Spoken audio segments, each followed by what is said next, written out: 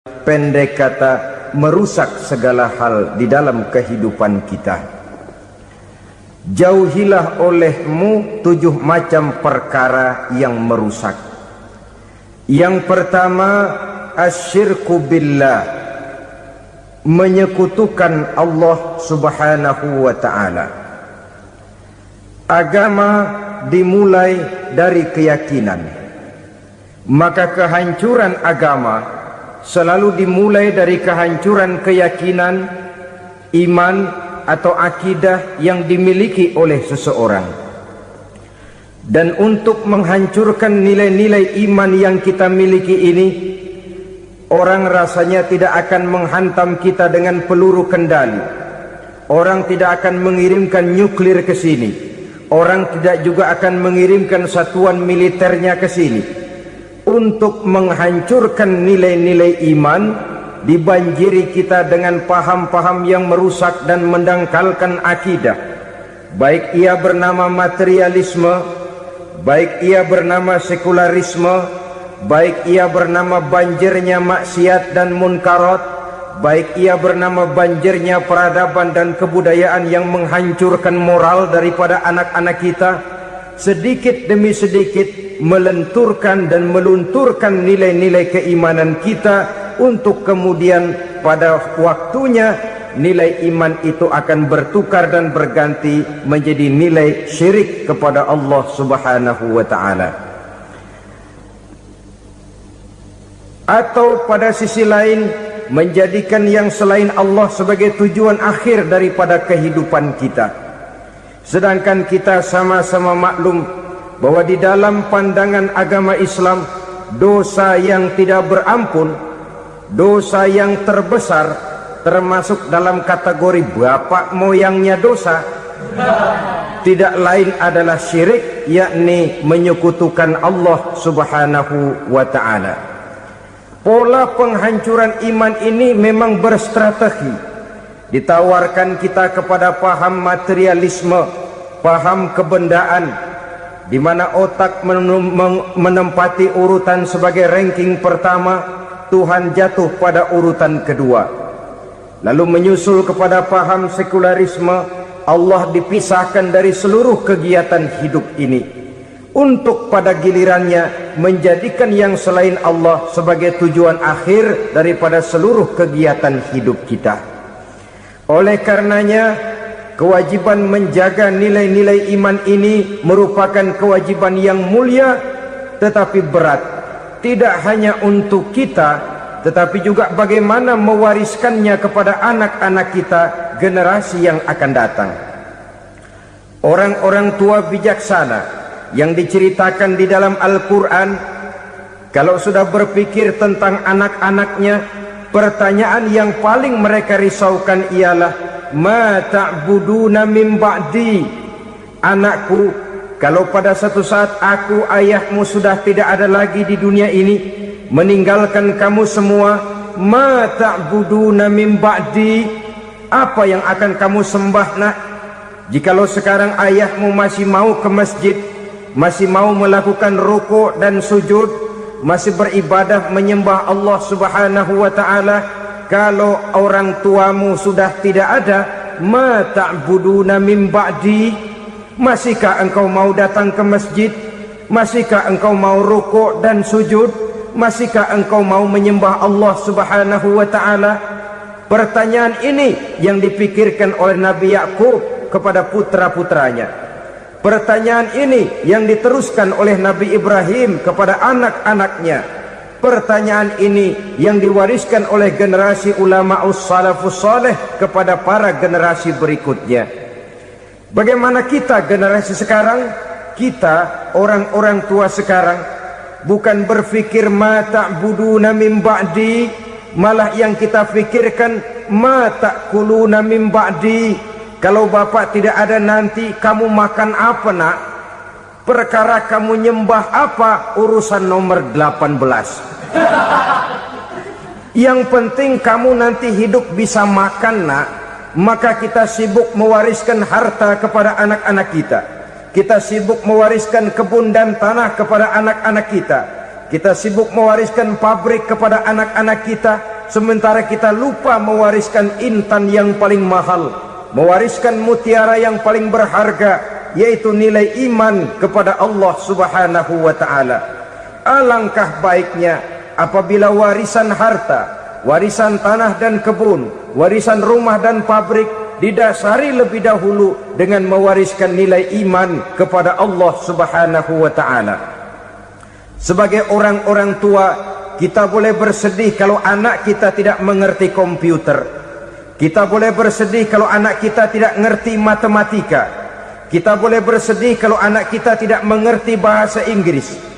Tapi sewajarnya lebih bersedihlah kita orang tua jikalau mempunyai anak yang tidak kenal Allah sebagai Tuhannya, yang kemudian tidak mau rukuk dan sujud kepada Allah Tuhannya. Itulah kemalangan yang paling malang bila kita meninggalkan generasi yang tidak bertauhid kepada Allah Subhanahu wa ta'ala. Betapapun anak kita tidak ngerti komputer, saudara, paling-paling kerugiannya cuma kerugian dunia. Masuk dia ke alam barzakh, munkar nakir tidak akan sempat tanya kau belajar komputer apa tidak. Kumpul dia di padang mahsyar, malaikat juga tidak akan tanya matematikamu nilainya berapa. Yang ditanya kau kenal Allah, kau rukuk dan sujud kepadanya, kau pernah datang ke masjid. Oleh karena itu sekali lagi, menjaga nilai iman tidak hanya untuk kita, tetapi juga mewariskannya kepada anak-anak kita, generasi yang akan datang. Sungguh kemalangan yang paling besar apabila kita meninggalkan anak-anak kita. Mereka kita tinggalkan lemah ekonominya, itu tidak baik. Mereka kita tinggalkan lemah otaknya, itu pun akan membuat mereka tertinggal oleh yang lain. Tapi yang paling celaka, jikalau kita tinggalkan mereka dalam kondisi lemah imannya, rapuh akidahnya, tidak baik dan tidak betul keyakinan hidupnya. Oleh karena itu Nabi berpesan, jauhilah 7 perkara yang merusak. Yang pertama, syirik kepada Allah Subhanahu wa ta'ala, menyekutukan Allah baik dalam ucapan, dalam keyakinan ataupun dalam perbuatan. Ini perkara pertama yang termasuk 7 perusak besar di dalam kehidupan. Kalau sudah jatuh kita ke lembah syirik, bagaimanapun banyak kebaikan yang kita kerjakan, berjiwa sosial, bertangan pemurah, gemar menolong orang lain, kalau memang dasarnya syirik, maka seluruh kebaikan kita akan hancur, tidak akan ada nilainya dalam pandangan Allah Subhanahu wa ta'ala. Dalam pandangan manusia, mungkin kita dicatat sebagai orang sosial, gemar menolong orang lain, tidak berpangku tangan melihat orang yang mendapat kesulitan. Tapi oleh karena dasarnya syirik, dasarnya tidak mentauhidkan Allah, maka seluruh nilai kebaikan yang kita kerjakan tidak akan ada nilainya dalam pandangan Allah Subhanahu wa ta'ala.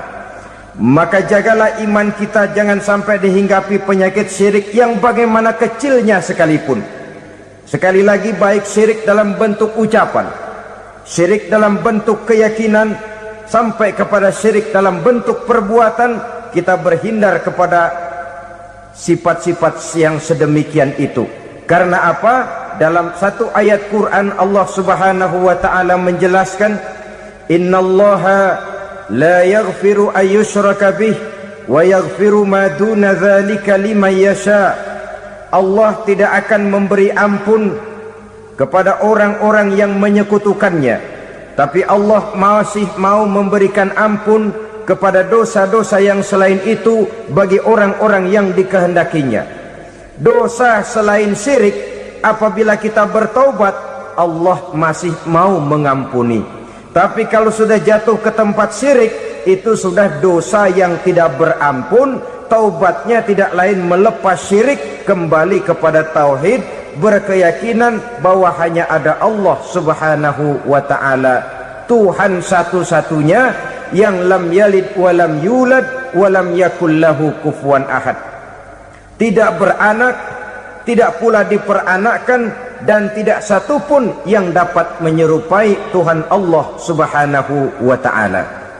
Saudara-saudara kaum muslimin rahimakumullah, bahwa kita di zaman sekarang memang tidak menyembah berhala, ya. Bahwa kita tidak berterang-terangan mengatakan Tuhan lebih dari satu, memang. Bahwa kita tidak berkeyakinan Tuhan itu punya anak atau diperanakkan, tentu. Tapi dalam perbuatan dan i'tiqad kita kadang-kadang jatuh tanpa kita sadari ke tempat yang bernama syirik ini. Oleh karenanya, di zaman di mana teknologi makin canggih, di mana kemajuan pembangunan makin menjangkau berbagai aspek kehidupan, diperlukan keseimbangan antara kemajuan fisik material dengan kemajuan mental spiritual. Apabila tidak ada keseimbangan yang terwujud, tentulah kepincangan yang diawali dengan pincangnya cara kita berpikir, sehingga pada akhirnya akan mengarah kepada pincangnya cara kita berbuat dan bertindak di dalam kehidupan kita. Oleh karena itu Nabi berpesan, jauhilah sifat syirik, karena syirik merupakan dosa yang teramat besar. Ini sifat merusak yang pertama. Yang kedua, kata Nabi, wasihra, jauhilah sihir. Sihir ini juga termasuk perkara yang merusak kehidupan. Kita semua sama-sama maklum bahwa sihir sebenarnya bukan persoalan baru. Sejak sebelum datang Islam, sihir itu sudah ada. Di zaman Yunani kuno, sihir ada. Di zaman Mesir kuno, di zaman Cina kuno, dan yang lain-lain yang serba kuno, sihir itu sudah ada. Bahkan para nabi pun, para rasul yang diutus oleh Allah Subhanahu wa ta'ala, senantiasa berhadapan dengan ahli-ahli sihir untuk menguji kebenaran dari misi yang mereka bawa. Sihir adalah perbuatan di luar kebiasaan yang bisa dikerjakan oleh ahlinya dengan bantuan jin atau setan. Hukum mempelajari sihir adalah haram, mengamalkannya lebih haram lagi.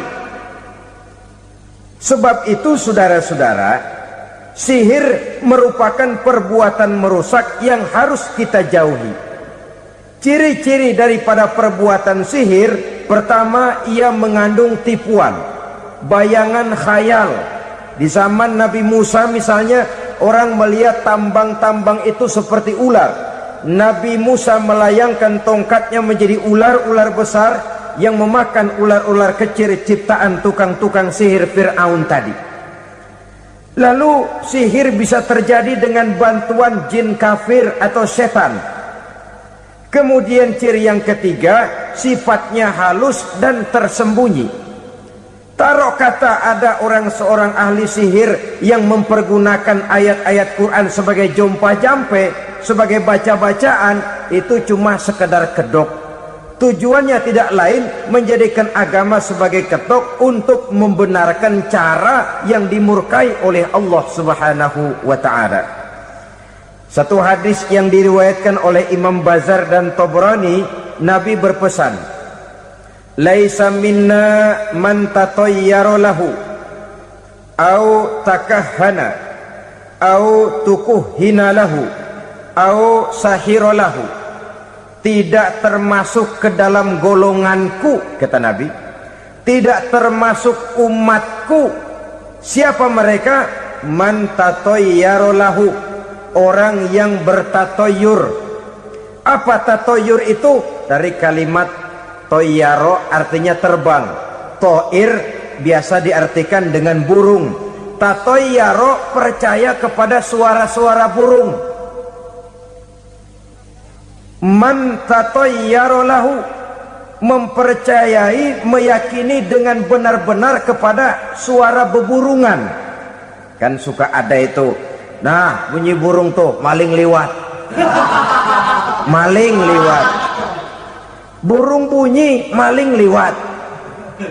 Itu termasuk tatoyaro lahu, percaya kepada suara burung. Kan aneh kalau suara orang nggak dipercaya, suara burung malah dipercaya. Ada ustadz ceramah, kiai ngaji, nggak mau didengerin. Burung dengerin benar. Nah, suaranya dari sebelah mana? Belah kulon. Nah, itu tandanya anu.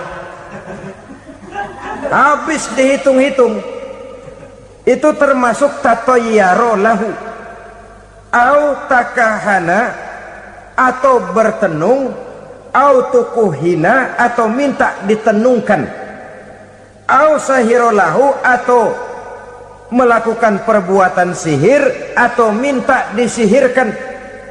Laisa minna, tidak termasuk ke dalam golonganku, kata Nabi.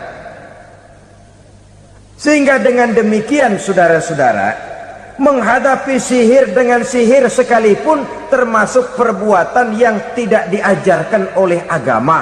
Kita kan mempelajari sihir untuk jaga diri, tidak apa-apa. Yang dilarang mengamalkannya, dilarang juga mempelajarinya. Sebab orang kalau sudah mengetahui, biasanya lalu terangsang untuk mencoba. Kalau percobaannya berhasil, biasanya terangsang untuk coba lagi dan coba lagi. Pada akhirnya ketagihan, lalu beralih menjadi profesi, apalagi itu nanti bisa mendatangkan hasil uang. Saudara-saudara kaum muslimin rahimakumullah, kita manusia makhluk nyata, kita hidup di alam nyata, terikat oleh sunnatullah, kausaliti. Oleh karenanya bagi kita keyakinan yang penuh, keikhlasan di dalam bertuhankan Allah, penyerahan diri sepenuhnya hanya kepadanya, itu sudah merupakan obat penangkal yang sangat ampuh agar kita tidak terkena penyakit-penyakit yang dibuat oleh setan dan para pembantunya. Sehingga beberapa ayat Quran mengajarkan, misalnya a'udzu bikalimatillahi tammati min syarri ma khalaq, atau bismillazi la yadurru ma'asmihi syai'un fil ardi wala fis sama, dengan menyebut nama Allah yang tidak bisa mendatangkan bahaya sedikit pun, dari baik yang datang dari langit maupun yang datang dari bumi. Jiwa yang kosong dari keyakinan yang penuh kepada Allah, jiwa yang penuh was-was dan ragu-ragu, itu yang mudah terserang oleh penyakit-penyakit yang dikerjakan oleh para tukang-tukang sihir, yaitu oleh setan dan seluruh para pembantunya. Kemudian hadis kedua yang diriwayatkan oleh Imam Ibnu Hibban, Nabi bersabda, la yadkhulul jannata mudminu khamrin wala mu'minu bisihrin wala qati'u rahmin. Tidak masuk surga. Ini Nabi yang bilang, tidak masuk surga. Siapa itu? Pertama, mudminu khamrin, orang yang berkekalan dalam mabuk. Selalu mudminun itu sudah menjadi perbuatan rutinnya, tidak kapok-kapoknya, teler seumur hidup. Mudminu khamrin, tidak masuk surga orang yang selalu bermabuk-mabukan. Yang kedua, wala mu'minu bisihrin, orang mukmin tapi main sihir. Ini juga oleh Nabi diperingatkan, tidak akan masuk surga orang mukmin tapi suka main sihir. Wala qati'u rahmin, dan tidak juga orang yang memutuskan silaturahmi. Tiga macam manusia yang diperingatkan Nabi tidak akan masuk surga: orang yang selalu mabuk, orang mukmin yang main sihir, dan orang yang memutuskan silaturahmi. Saudara-saudara kaum muslimin rahimakumullah, lalu orang berkata, kenapa dilarang kita bersihir? Padahal Rasul sendiri kan punya mukjizat. Nah, kita memang harus membedakan antara mukjizat dengan sihir. Dalam kehidupan agama kita kenal ada yang namanya mukjizat, ada yang namanya karomah atau keramat biasa diucapkan, ada yang namanya maunah, ada yang namanya irhas, ada juga yang namanya sihir. Kesemuanya ini berbeda, saudara-saudara. Yang dinamakan mukjizat itu khusus untuk para rasul saja. Satu kejadian luar biasa yang terjadi dilakukan oleh Rasul atas izin dari Allah Subhanahu wa ta'ala. Perbedaannya dengan sihir jelas. Sihir dari setan, mukjizat dari Allah. Sihir bisa dipelajari, mukjizat tidak. Sihir umumnya untuk maksud-maksud yang tidak baik, sedangkan mukjizat untuk memperkuat kebenaran yang disampaikan oleh para rasul dan ditentang oleh umatnya. Bahkan kafir Quraisy dahulu menganggap orang-orang ahli sihir itu berada dalam satu posisi yang hina, sehingga mereka mengatakan dan menuduh Nabi Muhammad sebagai tukang sihir. Tuduhan sebagai tukang sihir adalah tuduhan yang sangat aib dan hina. Di tengah masyarakat kufar jahiliyah, kedudukan tukang sihir dipandang sebagai kedudukan yang hina, sehingga mereka mengejek Nabi dengan sebutan tukang sihir. Jadi mukjizat hanya untuk Rasul saja. Kemudian karomah. Karomah ini asal kata dari karoma, kehormatan, kemuliaan yang diberikan Allah kepada hamba-hambanya yang rajin mendekatkan diri kepadanya. Oleh karena ketekunannya melaksanakan ibadah, Allah memberikan keistimewaan kepada orang itu, yang dengan keistimewaannya dia bisa mengerjakan yang tidak bisa dikerjakan oleh orang lain. Karomah hanya bisa dicapai dengan prestasi ibadah. Kalau sihir, mau ibadah apa enggak, asal dia belajar, bersatu dan berteman dengan setan, memenuhi persyaratan-persyaratan setan, biasanya lalu bisa. Sedangkan karomah tidak mungkin terwujud tanpa orang mendekatkan diri sedekat-dekatnya kepada Allah Subhanahu wa ta'ala. Maka kita lihat biasanya orang-orang yang punya ilmu sihir, mukanya rata-rata nggak enak dilihat. Kumuh, jauh dari air wudhu, jauh dari sujud kepada Allah, malah berteman dengan setan, menjadi pelayan-pelayannya setan. Saudara-saudara, adapun maunah, keistimewaan yang diberikan Allah kepada hamba-hambanya yang belum sampai kepada tingkat wali, tapi orang itu lebih banyak kebaikannya daripada kesalahannya. Umpamanya, saudara jalan bertiga di pinggir jalan, saudara ada pada posisi di tengah, lalu bertiga ini ketabrak mobil. Menurut perhitungan saudara mati lebih dahulu. Tapi terjadi hal yang aneh, dua teman saudara mati, saudara malah cuma luka dan lecet sedikit saja. Apa itu? Kalau kita lebih banyak kebaikannya daripada kesalahannya, itu yang dinamakan maunah, pertolongan yang diberikan Allah kepada hamba-hambanya yang lebih banyak kebaikannya daripada kesalahannya. Sedangkan yang dinamakan irhas, kejadian luar biasa pada diri seseorang pada waktu dia masih kecil, yang menunjukkan tanda-tanda keistimewaannya. Itu umumnya pada para nabi pada usia kecilnya sudah ada irhas, tanda-tanda istimewa. Jelas baik mukjizat, karomah, maunah maupun irhas berbeda dengan sihir. Sihir ini jelas saja merupakan bantuan dan persekutuan antara manusia dengan setan. Padahal setan, kata Allah dalam Al-Quran, innahu lakum aduwwum mubin, sesungguhnya setan bagi kamu adalah musuh yang sangat jelas. Saudara-saudara kaum muslimin rahimakumullah, di zaman sekarang dalam menghadapi beban kehidupan yang makin pelik, menghadapi stres yang tidak kunjung selesai, menghadapi persoalan-persoalan yang teramat berat, orang sering mencari jalan keluar kepada hal-hal yang menurut pendapatnya bisa meringankan beban moralnya itu. Pergilah dia mencari sesuatu yang dapat meringankan bebannya.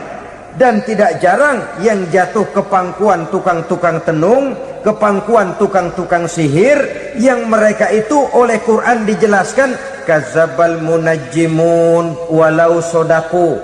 Tukang-tukang tenung, tukang-tukang sihir, mereka itu bohong walaupun benar. Maksudnya bohong walaupun benar artinya kalau yang mereka kerjakan benar, itu sih kebenaran. Benar dengan kebenaran itu lain. Kebenaran, kebetulan bisa, tapi tidak untuk selalu. Apalagi kalau itu sudah membahayakan kehidupan orang lain. Jadi oleh karena itu Nabi berpesan, jauhilah daripada sihir. Kalau sudah jauhilah dari sihir artinya ya jauhilah daripada mempelajarinya, jauhilah daripada bergaul dengan orang-orang yang ahli di bidang itu, karena dari pergaulan segalanya bisa menular. Baiklah saudara, ini yang kedua. Yang ketiga pesan Nabi, wa qatlan nafsil lati harramallahu illa bil haq. Membunuh orang lain dengan cara yang tidak benar, membunuh orang yang diharamkan oleh Allah Subhanahu wa taala untuk melakukannya kecuali dengan alasan yang benar. Kita tahu Islam adalah agama damai. Sesuai dengan namanya, ia tidak dikembangkan dengan pedang dan kekerasan. Ia dikembangkan dengan keteladanan dan tuntunan moral. Oleh karena Islam bukan agama kekerasan, Islam pun tidak mementingkan dan mengajarkan kekerasan kecuali dengan alasan yang benar dan bisa dipertanggungjawabkan. Membunuh dengan sengaja, menghilangkan nyawa orang lain tanpa alasan yang bisa dibenarkan adalah merupakan dosa besar dan satu di antara 7 perkara yang bisa mendatangkan kerusakan dalam kehidupan dan yang hendaknya harus kita jauhi. Saudara-saudara kaum muslimin rahimakumullah, beberapa waktu yang lalu di sebuah kota kecil yang indah bernama New Auckland. Saudara tahu New Auckland? Itu dari Gunung Kidul masih ngidul lagi.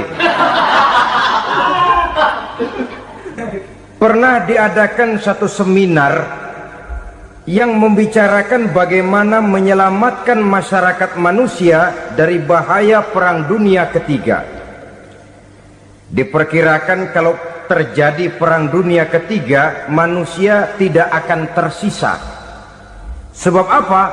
Pada waktu itu cadangan nuklir yang dimiliki oleh bersama Amerika dan Rusia konon sudah sanggup memusnahkan 6 miliar manusia pada saat jumlah manusia baru 5 miliar. Jadi kelebihan nuklir dunia ini. Kalau terjadi Perang Dunia Ketiga, sulit manusia untuk tersisa.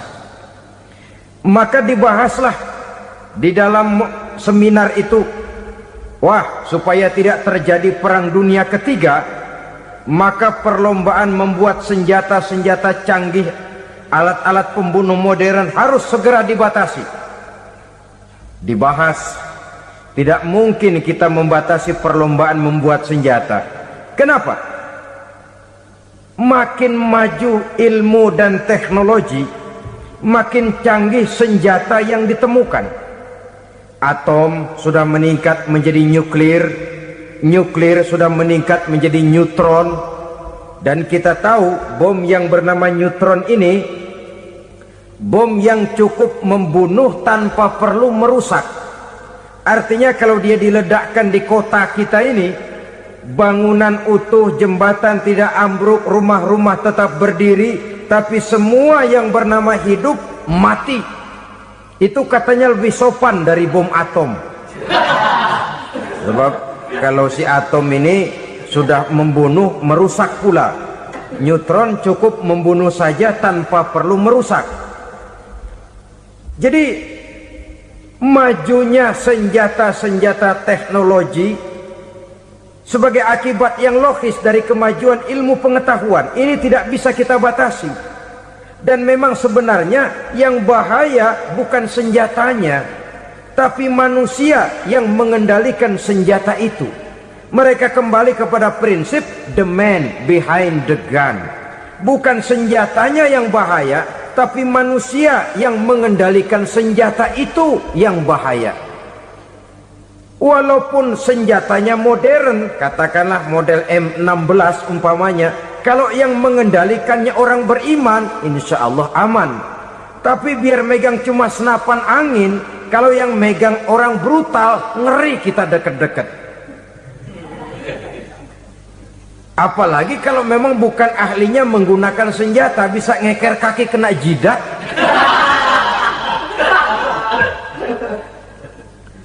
Mereka kembali kepada prinsip lama yang tetap baru. Bukan senjatanya yang harus dibatasi, manusia yang mengendalikan senjata itu yang perlu dibicarakan. Nah, kalau begitu, agar manusia tidak mempergunakan senjata sewenang-wenang, apa yang harus kita lakukan? Ya, manusianya harus bermoral. Ya, tapi moral yang mana? Di dunia ini banyak ajaran tentang moral. Itu pun mudah saja. Di sini kan kita undang saja ahli dari berbagai agama untuk membicarakan konsep perdamaian menurut agamanya masing-masing. Baik, setuju itu? Setuju. Maka tampillah para ahli agama, mereka kembali kepada prinsip moral daripada konsep yang terkandung di dalam ajaran agama untuk menegakkan perdamaian. Mula-mula naiklah ahli dari agama Hindu, dibacakan konsep perdamaian menurut ajaran agama Hindu, bahwa untuk damai manusia harus meninggalkan nafsu keduniaannya, menempuh samsara dan sebagainya untuk mencapai nirwana, menjauhi kemegahan dan kemewahan dunia. Ini lalu dibahas, rasanya juga tidak mungkin ini. Kemudian dari agama Nasrani, bahwa untuk damai manusia harus menciptakan sifat kasih sayang. Kalau ditampar pipi kiri, berikan pipi yang kanan. Kalau diberikan selendang, berikan baju. Nanti orang kasihan, lalu dia tidak akan nampar lagi. Ketika ini dibahas, ternyata rasanya pun tidak mungkin bisa diterima. Karena apa? Di zaman sekarang orang ditampar pipi kiri, dikasih pipi kanan. Bukan kasihan, gemes. Damai belum tentu, bonyok udah jelas. Lalu ketika dibacakan konsep perdamaian menurut Quran, di mana disampaikan ayat wa jazaa'u sayyi'atin sayyi'atun misluha faman afa wa aslaha fa ajruhu 'ala Allah. Balasan terhadap satu kejahatan adalah kejahatan yang seimbang, tetapi barang siapa yang memberi maaf dan mencari jalan damai, itulah yang terbaik dan akan mendapat pahala dari Allah Subhanahu wa ta'ala.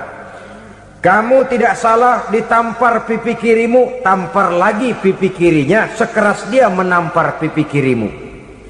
Nanti orang tidak mau menampar kita karena dia tahu kalau dia tampar kita, dia akan menderita tamparan sekeras dia menampar kita. Akan terjadilah prinsip saling hormat menghormati, tidak saling ganggu, tidak saling usil, tidak saling jahil. Atas dasar ini perdamaian bisa ditegakkan. Mereka bisa menerima konsep ini, tapi kemudian seminar ditutup tanpa satu keputusan resmi. Kenapa? Terus terang mereka kagum dengan konsep Islam, tapi sentimen lama terhadap nilai-nilai Islam telah menutup mata mereka untuk menerima kebenaran dari ajaran Al-Quranul Karim. Saudara-saudara kaum muslimin rahimakumullah, kembali kita kepada persoalan pokok. Roh adalah dari Allah, dia akan kembali kepada Allah, milik mutlak dari Allah. Tidak pantas kita merampasnya dari orang lain. Tidak wajar kita menghilangkannya tanpa alasan yang dibenarkan oleh agama. Di zaman sekarang, akibat persaingan hidup yang makin tajam, lapangan kerja yang makin sulit, tensi ekonomi yang makin tinggi, atau karena nilai moral yang makin rendah, atau juga karena rapuhnya pegangan orang kepada agama, nyawa rasanya sudah sedemikian murahnya. Berbagai kasus membuat berdiri bulu roma kita. Ada mayit, ada manusia dipotong 6, dicincang macam kambing. Ada yang dipotong 5, ada yang dipotong 13, dikardusin, dibuang ke tempat sampah. Inna lillahi wa inna ilaihi raji'un. Gejala apa ini? Kanibalisme. Manusia sudah demikian sadisnya, manusia sudah sedemikian buasnya, sehingga sesama manusia diperlakukan seperti hewan. Padahal hewan sendiri belum pernah macan makan macan, bagaimanapun buasnya macan. Belum pernah serigala memakan serigala, bagaimanapun brutalnya serigala. Tetapi manusia makan manusia di zaman sekarang kadang jadi kenyataan dalam kehidupan kita. Kadang persoalannya remeh saja, soal uang 200 perak, pisau bicara, nyawa melayang. Soal rokok sebatang, celurit bicara, nyawa melayang. Soal-soal yang sama sekali tidak prinsip, begitu mudah kita menghilangkan nyawa orang lain. Padahal Nabi pernah memperingatkan, apabila dua orang muslim sudah berkelahi dan berbunuh-bunuhan, al-qatil wal maktul finnar, yang membunuh dan yang terbunuh dua-duanya neraka. Sahabat heran, ya Rasul, kalau yang terbunuh, kalau yang membunuh masuk neraka itu sih wajar, tapi yang terbunuh kenapa neraka juga? Beliau menjawab, dua-duanya sudah punya niat untuk saling membunuh. Niatnya itu yang diponten. Yang terbunuh cuman lagi apes aja, keduluan dia. Umpama tidak terbunuh, pasti dia yang akan membunuh. Oleh karenanya al-qatil wal maktul, yang membunuh dan yang dibunuh finnar, dua-duanya masuk ke dalam neraka. Islam menghormati kehidupan, tidak hanya terbatas kepada sesama muslim, orang-orang yang berlainan agama pun yang mau hidup berukun, damai, berdampingan dengan umat Islam, jiwa mereka, darah mereka dilindungi oleh nilai-nilai Islam yang disebut dengan kafir zimmi ini. Mengganggu mereka sama saja dengan mengganggu aku, kata Nabi. Jadi oleh karena itu, sayangilah sesama. Kehidupan adalah anugerah Allah, bukan wewenang kita untuk mencabutnya dari orang lain, bukan wewenang kita untuk merampas dan menghilangkannya dari orang lain. Apa yang tidak enak terjadi pada diri kita, begitu pula lah apabila terjadi pada diri orang lain. Sehingga Nabi mengatakan, la yu'minu ahadukum hatta yuhibba li akhihi ma yuhibbu li nafsihi. Belum dikatakan beriman seseorang kamu apabila dia belum mencintai saudaranya seperti ia mencintai dirinya sendiri. Apa yang enak dirasakan oleh orang lain, enak juga dirasakan oleh dia. Mengukur orang lain dengan diri sendiri. Kalau orang lain tanpa salah saya fitnah, kalau saya tanpa salah difitnah orang, enak apa enggak? Enggak, orang lain juga begitu. Kalau orang lain tanpa salah saya tempeleng kepalanya, enak apa tidak? Tidak. Orang lain juga begitu. Yang tidak enak terjadi pada diri kita, tentu tidak enak juga kalau terjadi pada orang lain. Mengukur orang lain dengan diri sendiri, sehingga tidak timbul sifat egois, tidak menari di atas bangkai orang lain, tidak mendirikan kebahagiaan di atas untayan air mata orang lain. Sehingga dengan demikian saudara-saudara, dia bisa menghormati kehidupan, menghormati orang lain sebagaimana dia ingin dihormati. Inilah perbuatan ketiga yang merusak, membunuh orang lain dengan yang diharamkan Allah tanpa alasan yang benar. Yang ketiga. Kemudian yang keempat, perbuatan merusak, wa aklar riba, makan riba. Hidup adalah tolong menolong. Bahasa kerennya take and give katanya, saling memberi dan saling menerima. Nabi mengajarkan, man kuraba kurbatan min kurabid dunya karaballahu lahu kurbatan min kurabi yaumal qiyamah, wallahu fi aunil abdi madamal abdu fi auni akhihi. Siapa yang meringankan beban dari beban-beban yang dirita seseorang di dalam kehidupan dunia, Allah akan meringankan bebannya daripada beban-beban yang harus dipikulnya di hari kiamat nanti. Wallahu fi aunil abdi madamal abdu fi auni akhihi. Allah senantiasa akan menolong seorang hamba selama hamba itu masih mau menolong saudaranya. Allah selalu akan menolong seorang hamba selama hamba itu masih mau menolong saudaranya. Apabila kita sudah berpangku tangan terhadap kesulitan orang lain, biasanya pun pada saat kita mendapat kesulitan, kita akan sulit juga memperoleh pertolongan. Nah, riba alias renten, kedoknya adalah menolong orang, tapi sama juga bulu buntutnya dilepas, palanya dicekek. Menolong orang pada akhirnya menjadi beban bagi seseorang, dan memang mencari orang-orang yang berada dalam posisi kesulitan. Biasanya di daerah-daerah di mana musim paceklik, jadi lapangan kerja sulit, sedangkan urusan perut tidak bisa ditunda, akhirnya orang terjebak ke dalam rentenir, ke dalam riba, ke dalam renten, bunga berbunga, sehingga satu saat jumlah bunganya bisa lebih besar dari jumlah pinjaman pokoknya. Kemudian kalau juga ternyata tidak bisa dibayar, rumah jadi taruhan. Memang rumah satu-satunya, begitu rumah ditarik mulain camping. Bukankah pada akhirnya akan mewariskan kesengsaraan? Oleh karena itu, kepada kita berusahalah jangan berhubungan dengan rentenir, jangan makan renten dan riba. Kepada mereka yang melaksanakan riba, walaupun mendatangkan keuntungan materi, tapi percayalah, harta yang didapat dengan jalan riba tidak akan membawa keberkahan. Manakala tidak membawa keberkahan, dia tidak akan mendatangkan ketenangan di dalam kehidupan kita. Oleh karenanya, memakan harta riba termasuk perbuatan yang merusak sendi-sendi kehidupan sosial, merusak kehidupan orang lain, merusak kehidupan masyarakat, tetangga, pergaulan, dan sebagainya. Yang kelima, wa akla malil yatim, memakan harta anak yatim dengan cara yang zalim. Nih, memang lezat. Anak yatim itu nggak tahu urusan apa-apa, kita diamanahkan untuk mengurusinya. Kadang-kadang dibentuklah panitia penyantunan yatim piatu. Yatimnya mah tetap kelaparan, panitianya yang pada gendut.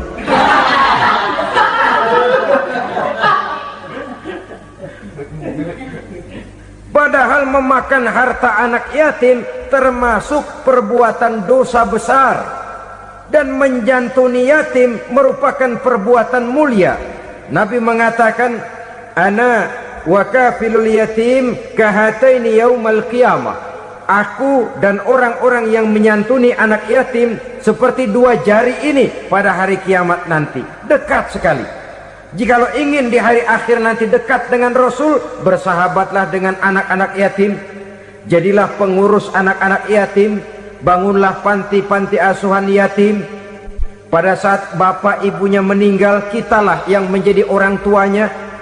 Bahkan sedemikian besar perhatian Islam terhadap anak-anak yatim ini, sehingga Quran memberikan peringatan, ara'aital ladzi yukadzibu biddin fadzalikal ladzi yad'ul yatim wa la yahuddu ala ta'amil miskin. Tahukah kamu siapa orang yang mendustakan agama, beragama tapi dianggap dusta, salatnya dusta, puasanya dusta, karena agamanya sudah berdusta. Siapa mereka? Fazalikal ladzi yad'ul yatim, orang yang menyia-nyiakan anak yatim, wala yahuddu ala ta'amil miskin, dan tidak pernah memberi makan kepada orang-orang yang menderita kemiskinan. Menyia-nyiakan, meninggalkan anak yatim termasuk perbuatan yang divonis kita sebagai orang yang mendustakan agama. Saudara-saudara kaum muslimin rahimakumullah, maka sangat dicela mengeksploitir anak-anak yatim, menjadikan mereka sebagai kedok untuk mencari kekayaan pribadi. Tetapi jikalau ikhlas, ganjarannya sangat besar, nilai pahalanya sangat besar. Menyantuni yatim tidak hanya setahun sekali. Kalau Muharram pakai istilah lebaran yatim, dibentuklah panitia, diberilah beras, uang 45.000 rupiah, alhamdulillah. Tapi jangan lupa, si yatim tidak hidup cuma satu hari.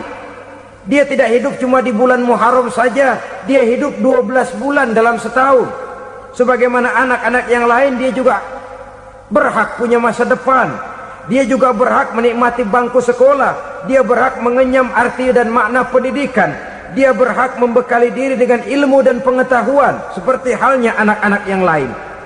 Maka kita yang diberikan keluasan oleh Allah, ingatlah itu, bersahabatlah dengan anak-anak yatim, santuni mereka.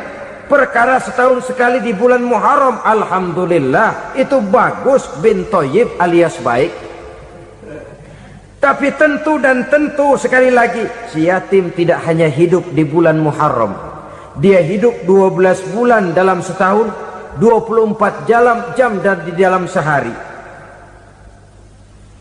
Oleh karenanya, menyia-nyiakan mereka pada saat posisi kita memang mampu akan memojokkan kita dalam satu posisi di mana kita dianggap sebagai orang yang mendustakan agama, memakan harta anak yatim dengan cara yang zolim. Bapaknya udah meninggal, kebunnya lebar, anaknya dikelecehin. Nah, dah kamu nggak usah pusing, nanti saya yang ngurus. Akhirnya bukan ngurus, nguras. Si yatim mungkin tidak tahu bahwa dia disia-siakan, haknya diambil, miliknya dizalimi. Tapi Allah yang akan membalasnya dengan seadil-adilnya. Maka makan harta anak yatim biasanya balasannya tokcer bin paten. Nggak banyak selang tempo itu, nggak percaya cobain dah. Nyobain aja kan nggak bayar, umpama memakan harta anak yatim dengan cara yang zolim, ganjarannya biasanya kontan. Kenapa? Ratapan si miskin, untayan air matanya, jeritan kepedihan hatinya, membuka pintu langit, permohonannya diijabah, getaran hatinya didengarkan oleh Allah, maka balasannya biasanya kontan, spontan, tidak menunggu waktu terlalu lama. Itu di dunia, belum lagi di akhirat nanti. Bukankah dalam riwayat Mi'raj diceritakan Nabi melihat di neraka itu orang perutnya sebesar rumah? La haula wala quwata. Itu perut kayak rumah, bagaimana jalannya tuh orang? Dan memang gak jalan, diseret-seret oleh malaikat di neraka itu. Hancur perutnya, amburadul itu perut. Berantakan isinya, dibulatkan lagi, diseret lagi, hancur lagi, dibulatkan lagi. Sampai Nabi tanya, orang itu begitu berat siksanya kenapa ya Jibril? Itu Muhammad, waktu di dunia dulu rakus banget makan harta anak yatim. Begitu vonisnya, begitu menyedihkan nasibnya di akhirat. Tapi di dunia pun ketidakberkahan itu sudah membayangi kehidupannya. Oleh karena itu, kepada saudara-saudara yang mendapat titipan anak yatim, berbahagialah, karena semulia-mulia rumah adalah rumah yang di dalamnya ada anak yatim yang disantuni. Sehina-hina rumah adalah rumah di mana di dalamnya ada anak yatim yang disia-siakan. Begitu kata Nabi kita. Rumah yang paling mulia dalam pandangan Allah, rumah yang di dalamnya ada anak yatim yang disantuni. Rumah yang paling hina dalam pandangan Allah, rumah yang di dalamnya ada anak yatim yang nasibnya disia-siakan. Berbahagialah saudara apabila menjadi penyantun anak-anak yatim, pelindung mereka, sehingga mereka mempunyai masa depan sebagaimana anak-anak lainnya. Rasulullah sendiri sedemikian peka terhadap keadaan anak-anak yatim, karena beliau sendiri memang mengalami umur 6 bulan dalam kandungan ibu, beliau sudah ditinggalkan oleh ayahnya. Pada saat berusia 6 tahun ibu sudah meninggal. Yatim piatu dalam usia di mana beliau sedang perlu belas kasih seorang ibu dan pengertian seorang bapa. Kepekaan itu lalu timbul, bahkan kemudian sampai kepada beliau berkata, aku dan orang yang menyantuni anak yatim seperti jari tengah dan jari telunjuk di hari akhirat nanti. Sedemikian dekatnya. Baiklah ya, jadi yang kelima, memakan harta anak yatim. Jauhi, karena ini perbuatan yang merusak. Yang keenam, watawalli yaumaz zahfi, melarikan diri pada hari pertempuran. Apa ini? Khianat. Tidak konsekuen dengan konsep perjuangan. Pada mulanya keras benar teriak, berantas korupsi, ganyang korupsi. Cuma karena belum dapat giliran. Begitu dia naik dapat kesempatan, korupsinya lebih edan dari yang diteriakinya. Ini termasuk tawalli yaumaz zahfi, berpaling pada hari peperangan.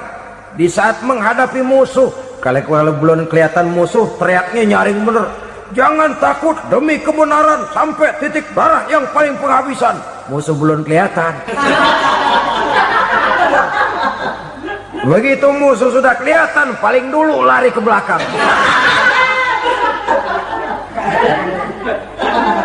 Kalau diajak berjuang ada saja alasannya. Sehingga Quran memberikan peringatan kepada kita semua. Mengapa kamu ini berat? Kalau sudah diajak berjuang di jalan Allah, kakimu seperti terhunjam berakar di perut bumi. Berat untuk melangkah berjuang. Lari dari pertempuran tidak konsekuen dengan konsepsi perjuangan. Mau enaknya saja.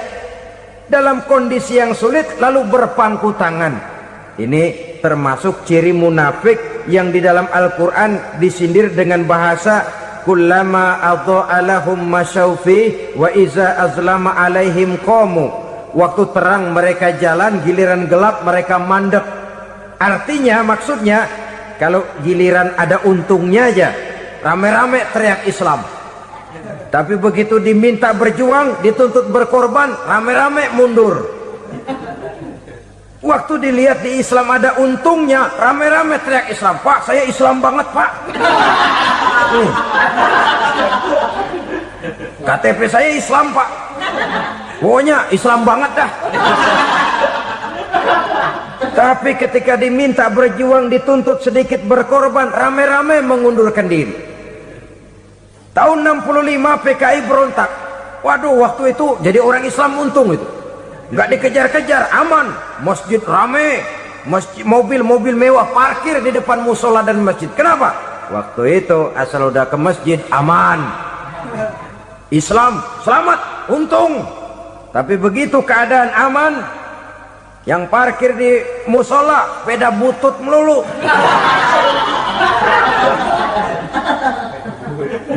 Waktu terang mereka jalan, waktu gelap mereka berhenti. Dikala di Islam ada untungnya, baru wah Islam bagus, Islam hebat. Tapi waktu dilihat ada kerugian, jangan bawa-bawa Islam dah. Jangan bicara soal Islam, ini kan bukan soal agama. Bukan soal agama. La haula wala quwata illa billah. Beragama kita ambil talfik fiddin, mengambil yang enteng-enteng saja dalam urusan beragama ini. Tidak konsekuen kita dengan Islam kita. Seolah kita mau memilih mana yang terasa cocok sama selera kita, kita teriak Islam.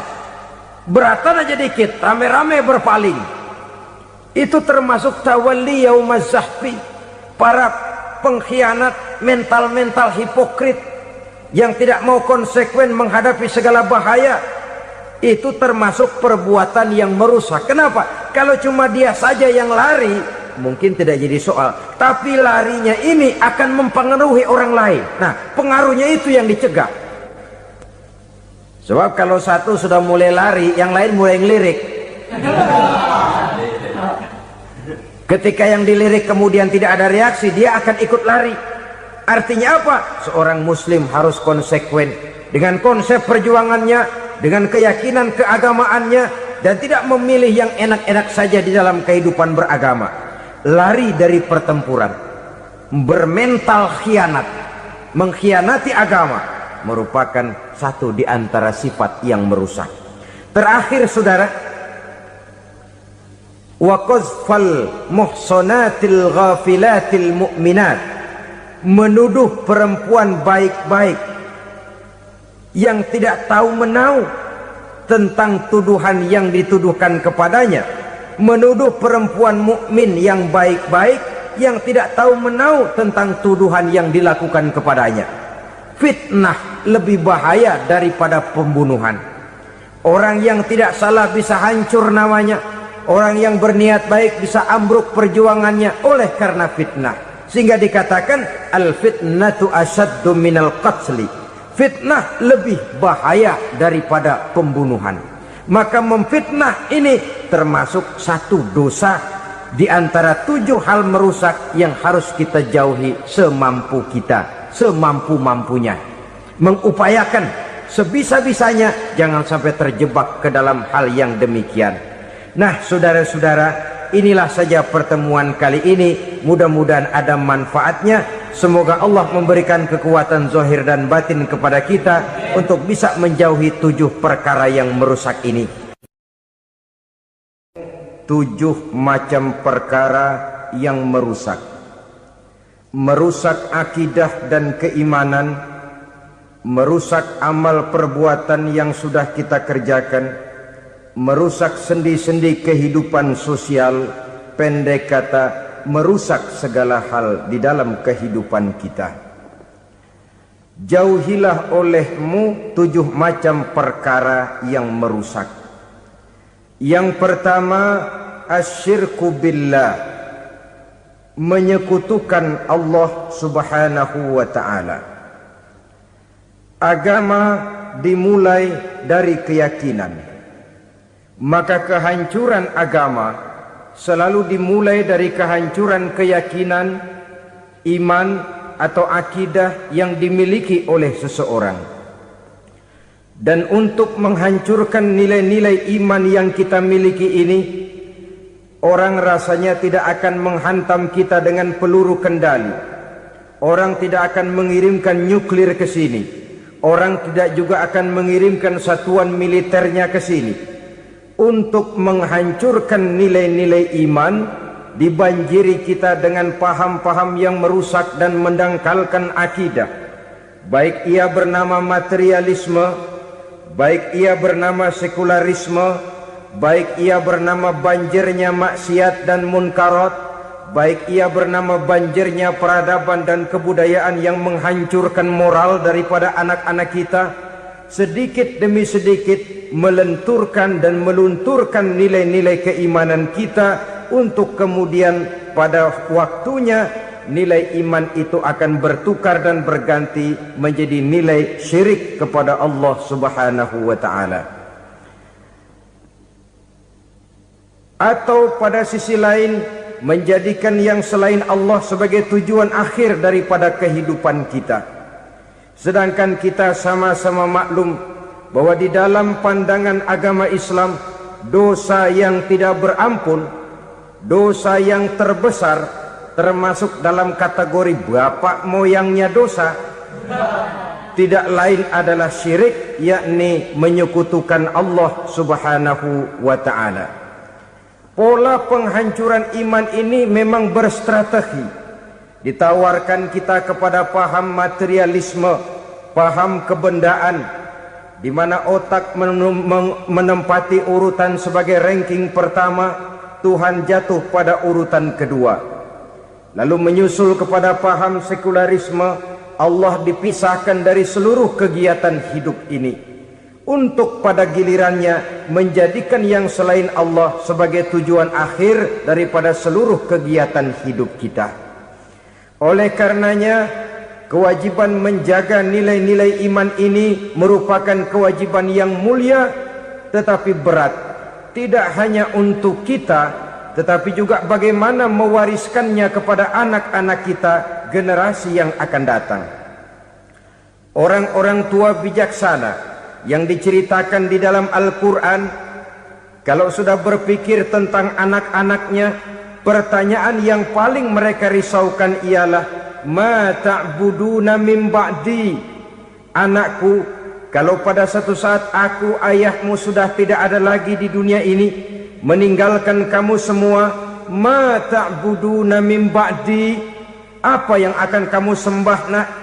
Jikalau sekarang ayahmu masih mau ke masjid, masih mau melakukan rukuk dan sujud, masih beribadah menyembah Allah Subhanahu wa ta'ala, kalau orang tuamu sudah tidak ada, ma ta'buduna min ba'di, masihkah engkau mau datang ke masjid? Masihkah engkau mau rukuk dan sujud? Masihkah engkau mau menyembah Allah Subhanahu wa ta'ala? Pertanyaan ini yang dipikirkan oleh Nabi Yakub kepada putra-putranya. Pertanyaan ini yang diteruskan oleh Nabi Ibrahim kepada anak-anaknya. Pertanyaan ini yang diwariskan oleh generasi ulama salafus saleh kepada para generasi berikutnya. Bagaimana kita generasi sekarang? Kita orang-orang tua sekarang bukan berfikir ma ta'buduna min ba'di, malah yang kita fikirkan ma ta'kuluna min ba'di. Kalau bapak tidak ada nanti kamu makan apa nak? Perkara kamu nyembah apa, urusan nomor 18. Yang penting kamu nanti hidup bisa makan nak. Maka kita sibuk mewariskan harta kepada anak-anak kita. Kita sibuk mewariskan kebun dan tanah kepada anak-anak kita. Kita sibuk mewariskan pabrik kepada anak-anak kita, sementara kita lupa mewariskan intan yang paling mahal, mewariskan mutiara yang paling berharga, yaitu nilai iman kepada Allah Subhanahu wa ta'ala. Alangkah baiknya apabila warisan harta, warisan tanah dan kebun, warisan rumah dan pabrik didasari lebih dahulu dengan mewariskan nilai iman kepada Allah Subhanahu wa ta'ala. Sebagai orang-orang tua, kita boleh bersedih kalau anak kita tidak mengerti komputer. Kita boleh bersedih kalau anak kita tidak mengerti matematika. Kita boleh bersedih kalau anak kita tidak mengerti bahasa Inggris. Tapi sewajarnya lebih bersedihlah kita orang tua jikalau mempunyai anak yang tidak kenal Allah sebagai Tuhannya, yang kemudian tidak mau rukuk dan sujud kepada Allah Tuhannya. Itulah kemalangan yang paling malang bila kita meninggalkan generasi yang tidak bertauhid kepada Allah Subhanahu wa ta'ala. Betapapun anak kita tidak ngerti komputer, saudara, paling-paling kerugiannya cuma kerugian dunia. Masuk dia ke alam barzakh, munkar nakir tidak akan sempat tanya kau belajar komputer apa tidak. Kumpul dia di padang mahsyar, malaikat juga tidak akan tanya matematikamu nilainya berapa. Yang ditanya, kau kenal Allah, kau rukuk dan sujud kepadanya, kau pernah datang ke masjid. Oleh karena itu sekali lagi, menjaga nilai iman tidak hanya untuk kita, tetapi juga mewariskannya kepada anak-anak kita, generasi yang akan datang. Sungguh kemalangan yang paling besar apabila kita meninggalkan anak-anak kita. Mereka kita tinggalkan lemah ekonominya, itu tidak baik. Mereka kita tinggalkan lemah otaknya, itu pun akan membuat mereka tertinggal oleh yang lain.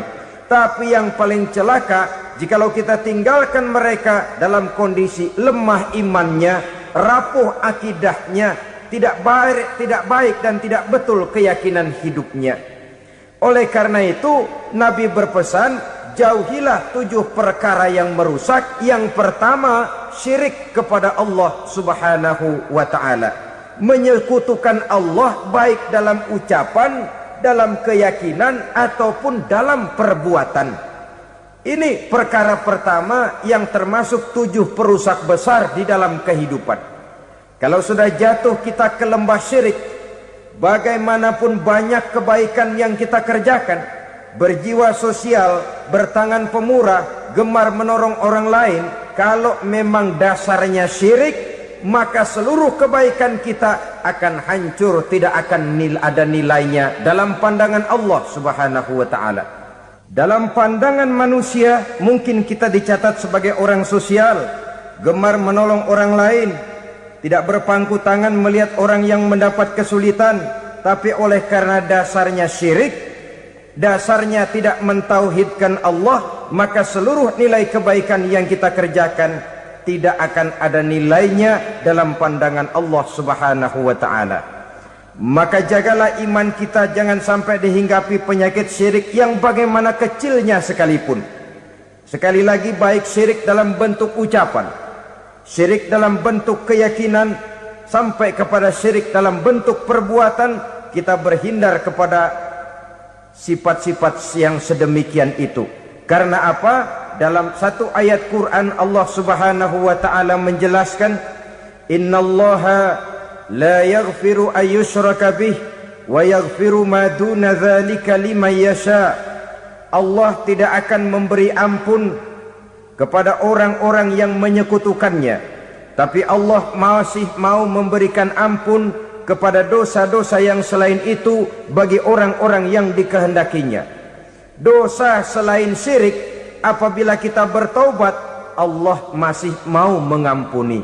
Tapi kalau sudah jatuh ke tempat syirik, itu sudah dosa yang tidak berampun. Taubatnya tidak lain melepas syirik, kembali kepada tauhid, berkeyakinan bahwa hanya ada Allah Subhanahu wa taala, Tuhan satu-satunya yang lam yalid wa lam yulad wa lam yakul lahu kufuwan ahad. Tidak beranak, tidak pula diperanakkan, dan tidak satupun yang dapat menyerupai Tuhan Allah Subhanahu wa taala. Saudara-saudara kaum muslimin rahimakumullah, bahwa kita di zaman sekarang memang tidak menyembah berhala, ya. Bahwa kita tidak berterang-terangan mengatakan Tuhan lebih dari satu, memang. Bahwa kita tidak berkeyakinan Tuhan itu punya anak atau diperanakkan, tentu. Tapi dalam perbuatan dan i'tiqad kita kadang-kadang jatuh tanpa kita sadari ke tempat yang bernama syirik ini. Oleh karenanya, di zaman di mana teknologi makin canggih, di mana kemajuan pembangunan makin menjangkau berbagai aspek kehidupan, diperlukan keseimbangan antara kemajuan fisik material dengan kemajuan mental spiritual. Apabila tidak ada keseimbangan, yang terwujud tentulah kepincangan, yang diawali dengan pincangnya cara kita berpikir, sehingga pada akhirnya akan mengarah kepada pincangnya cara kita berbuat dan bertindak di dalam kehidupan kita. Oleh karena itu Nabi berpesan, jauhilah sifat syirik, karena syirik merupakan dosa yang teramat besar. Ini sifat merusak yang pertama. Yang kedua, kata Nabi, wasihra, jauhilah sihir. Sihir ini juga termasuk perkara yang merusak kehidupan. Kita semua sama-sama maklum bahwa sihir sebenarnya bukan persoalan baru. Sejak sebelum datang Islam, sihir itu sudah ada. Di zaman Yunani kuno sihir ada, di zaman Mesir kuno, di zaman Cina kuno, dan yang lain-lain yang serba kuno, sihir itu sudah ada. Bahkan para nabi pun, para rasul yang diutus oleh Allah Subhanahu wa taala, senantiasa berhadapan dengan ahli-ahli sihir untuk menguji kebenaran dari misi yang mereka bawa. Sihir adalah perbuatan di luar kebiasaan yang bisa dikerjakan oleh ahlinya dengan bantuan jin atau setan. Hukum mempelajari sihir adalah haram, mengamalkannya lebih haram lagi. Sebab itu saudara-saudara, sihir merupakan perbuatan merusak yang harus kita jauhi. Ciri-ciri daripada perbuatan sihir, pertama, ia mengandung tipuan, bayangan khayal. Di zaman Nabi Musa misalnya, orang melihat tambang-tambang itu seperti ular. Nabi Musa melayangkan tongkatnya menjadi ular-ular besar yang memakan ular-ular kecil ciptaan tukang-tukang sihir Fir'aun tadi. Lalu sihir bisa terjadi dengan bantuan jin kafir atau setan. Kemudian ciri yang ketiga, sifatnya halus dan tersembunyi.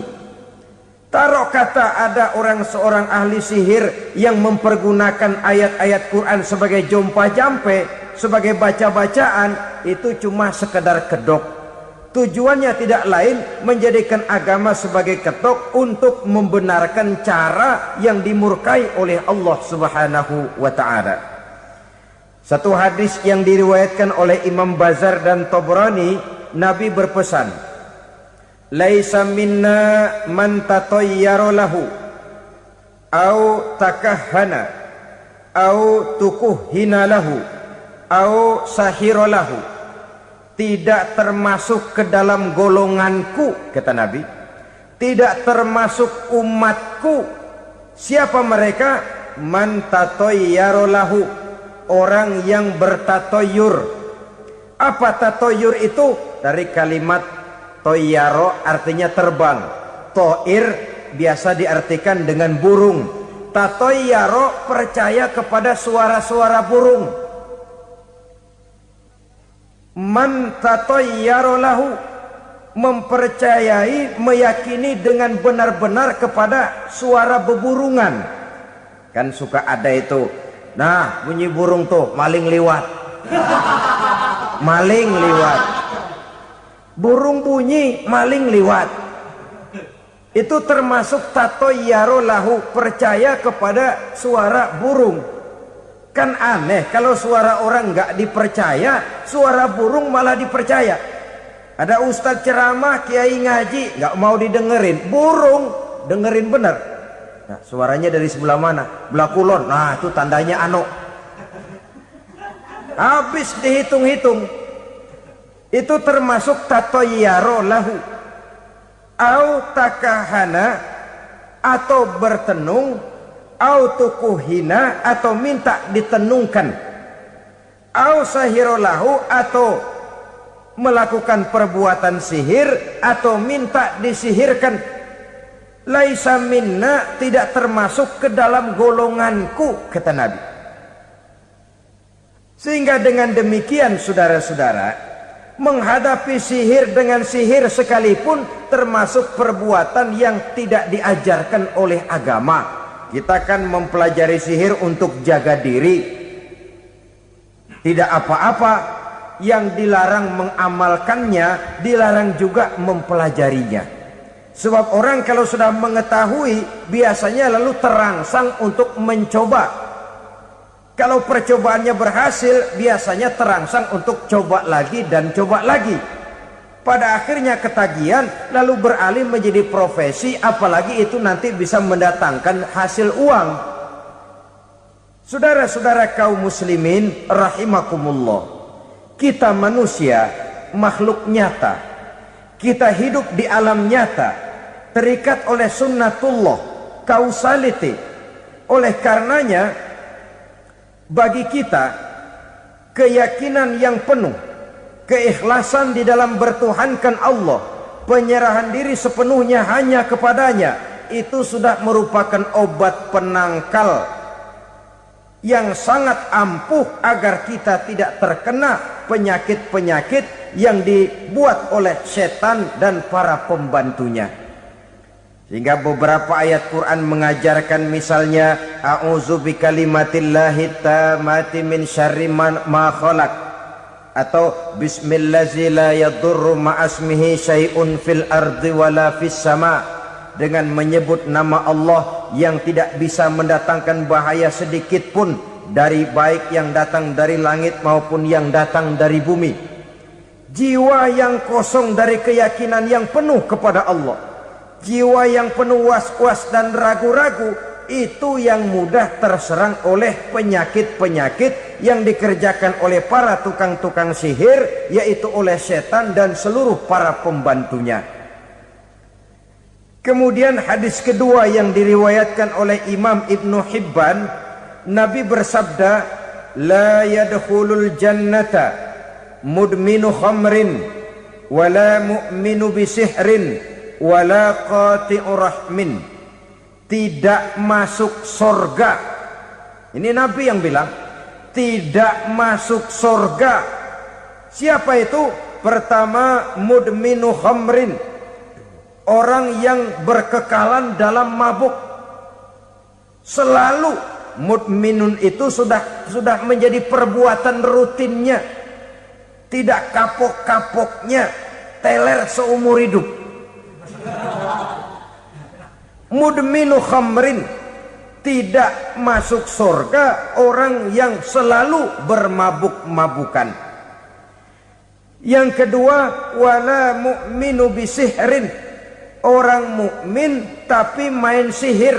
Ini juga oleh Nabi diperingatkan, tidak akan masuk surga orang mukmin tapi suka main sihir.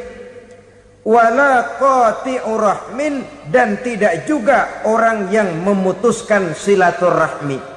3 macam manusia yang diperingatkan Nabi tidak akan masuk surga: orang yang selalu mabuk, orang mukmin yang main sihir, dan orang yang memutuskan silaturahmi. Saudara-saudara kaum muslimin rahimakumullah. Lalu orang berkata, kenapa dilarang kita bersihir? Padahal Rasul sendiri kan punya mukjizat. Nah, kita memang harus membedakan antara mukjizat dengan sihir. Dalam kehidupan agama kita kenal ada yang namanya mukjizat, ada yang namanya karomah atau keramat biasa diucapkan, ada yang namanya maunah, ada yang namanya irhas, ada juga yang namanya sihir. Kesemuanya ini berbeda, saudara-saudara. Yang dinamakan mukjizat itu khusus untuk para rasul saja. Satu kejadian luar biasa yang terjadi dilakukan oleh rasul atas izin dari Allah Subhanahu wa taala. Perbedaannya dengan sihir jelas. Sihir dari setan, mukjizat dari Allah. Sihir bisa dipelajari, mukjizat tidak. Sihir umumnya untuk maksud-maksud yang tidak baik, sedangkan mukjizat untuk memperkuat kebenaran yang disampaikan oleh para rasul dan ditentang oleh umatnya. Bahkan kafir Quraisy dahulu menganggap orang-orang ahli sihir itu berada dalam satu posisi yang hina, sehingga mereka mengatakan dan menuduh Nabi Muhammad sebagai tukang sihir. Tuduhan sebagai tukang sihir adalah tuduhan yang sangat aib dan hina. Di tengah masyarakat kufar jahiliyah, kedudukan tukang sihir dipandang sebagai kedudukan yang hina, sehingga mereka mengejek Nabi dengan sebutan tukang sihir. Jadi mukjizat hanya untuk Rasul saja. Kemudian karomah. Karomah ini asal kata dari karomah, kehormatan, kemuliaan yang diberikan Allah kepada hamba-hambanya yang rajin mendekatkan diri kepadanya. Oleh karena ketekunannya melaksanakan ibadah, Allah memberikan keistimewaan kepada orang itu, yang dengan keistimewaannya dia bisa mengerjakan yang tidak bisa dikerjakan oleh orang lain. Karomah hanya bisa dicapai dengan prestasi ibadah.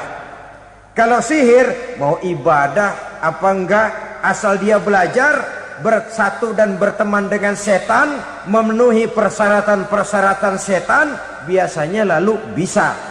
Sedangkan karomah tidak mungkin terwujud tanpa orang mendekatkan diri sedekat-dekatnya kepada Allah Subhanahu wa ta'ala. Maka kita lihat biasanya orang-orang yang punya ilmu sihir, mukanya rata-rata nggak enak dilihat. Kumuh, jauh dari air wudhu, jauh dari sujud kepada Allah, malah berteman dengan setan, menjadi pelayan-pelayannya setan. Saudara-saudara, adapun maunah, keistimewaan yang diberikan Allah kepada hamba-hambanya yang belum sampai kepada tingkat wali, tapi orang itu lebih banyak kebaikannya daripada kesalahannya.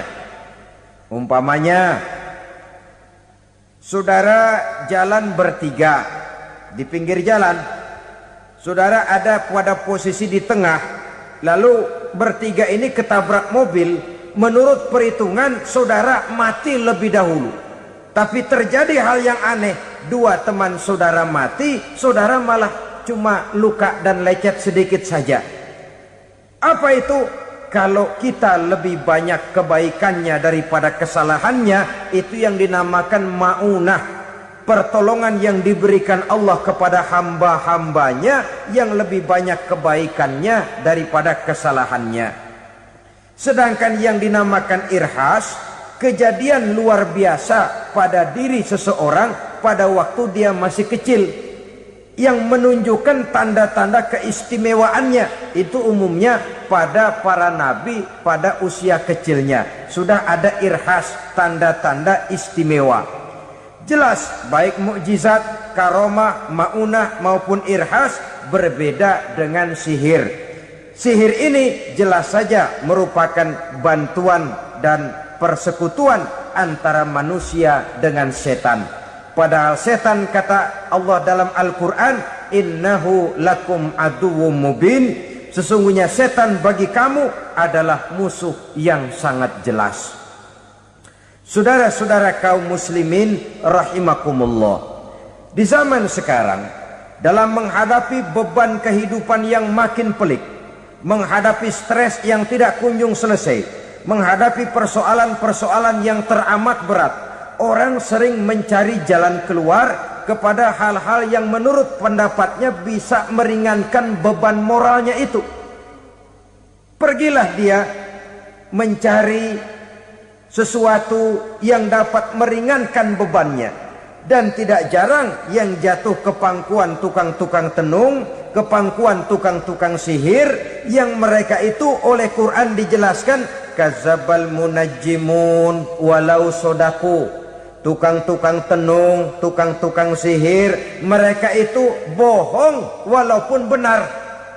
Maksudnya bohong walaupun benar artinya kalau yang mereka kerjakan benar, itu sih kebenaran. Benar dengan kebenaran itu lain. Kebenaran, kebetulan bisa, tapi tidak untuk selalu. Apalagi kalau itu sudah membahayakan kehidupan orang lain. Jadi oleh karena itu Nabi berpesan, jauhilah daripada sihir. Kalau sudah jauhilah dari sihir artinya ya jauhilah daripada mempelajarinya, jauhilah daripada bergaul dengan orang-orang yang ahli di bidang itu, karena dari pergaulan segalanya bisa menular. Baiklah saudara, ini yang kedua. Yang ketiga pesan Nabi, wa qatlan nafsil lati harramallahu illa bil haq, membunuh orang lain dengan cara yang tidak benar, membunuh orang yang diharamkan oleh Allah Subhanahu wa taala untuk melakukannya kecuali dengan alasan yang benar. Kita tahu Islam adalah agama damai. Sesuai dengan namanya, ia tidak dikembangkan dengan pedang dan kekerasan. Ia dikembangkan dengan keteladanan dan tuntunan moral. Oleh karena Islam bukan agama kekerasan, Islam pun tidak mementingkan dan mengajarkan